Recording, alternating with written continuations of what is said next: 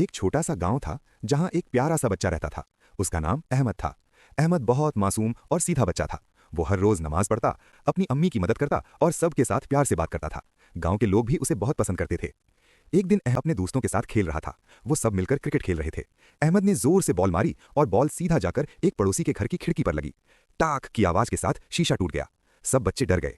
अहमद का दोस्त अली बोला, चलो जल्दी यहां से भाग जाओ वरना डांट पड़ेगी। अहमद रुक गया। उसका दिल जोर जोर से धड़क रहा था।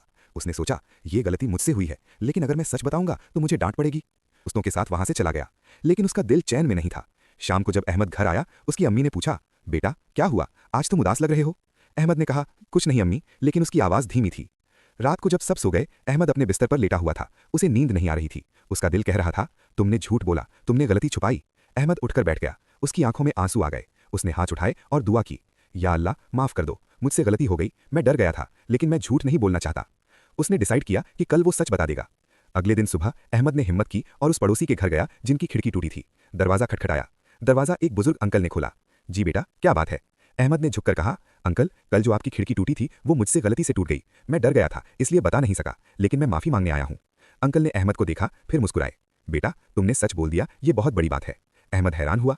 अंकल ने कहा, मैं जानता था कि किसने तोड़ा है। अहमद और ज्यादा डर गया। आप जानते थे? अंकल हंसकर बोले, हाँ, लेकिन मैं देखना चाहता था कि कौन सच बोलने की हिम्मत करेगा।